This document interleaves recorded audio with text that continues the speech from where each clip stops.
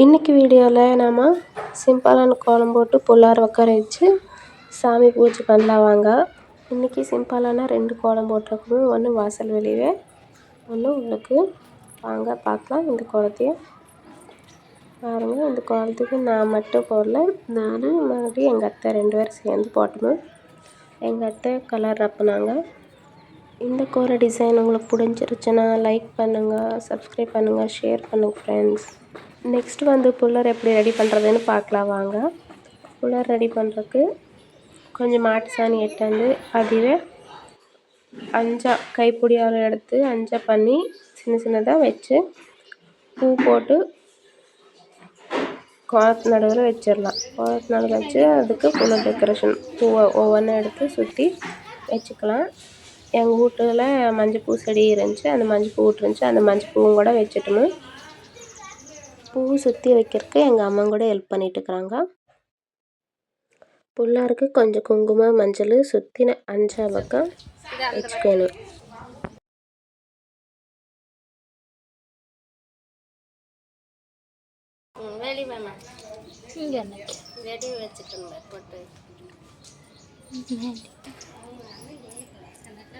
இந்த கோலம் வந்து வாசல் வெளியே போட்டு பாருங்கள்.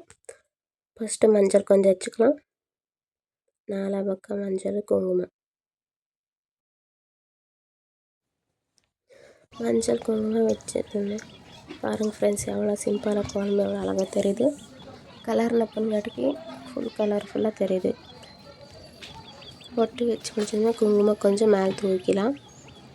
அப்புறம் பூ எட்டு வந்து பூ டெக்கரேஷன் உள்ளுக்கு வச்சோம்னா அந்த மாதிரி பூ கொஞ்சம் சேவந்தி பூ மஞ்சள் பூ வச்சு ரெடி பண்ணிக்கலாம்.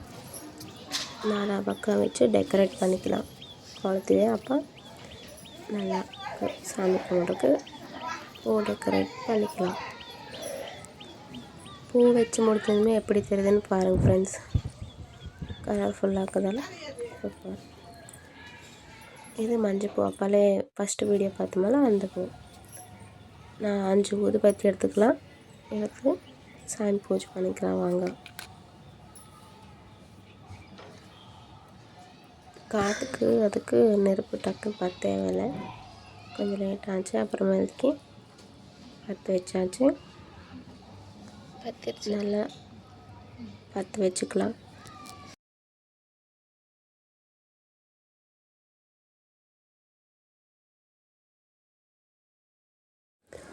அஞ்சு ஊதுபத்தி எடுத்து நல்லா புள்ளாருக்கு மனசார வேண்டிட்டு பூஜை பண்ணிக்கலாம் வாங்க.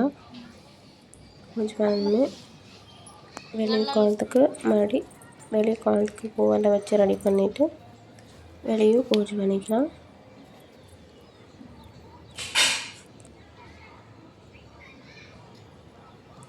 இங்கே 2 ஊதுபத்தி, உள்ளுக்கு 2 ஊதுபத்தி வச்சுக்கலாம்.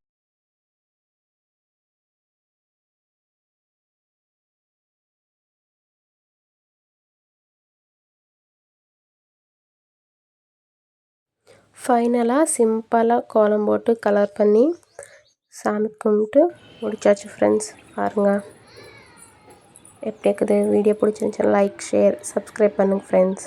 தேங்க்யூ.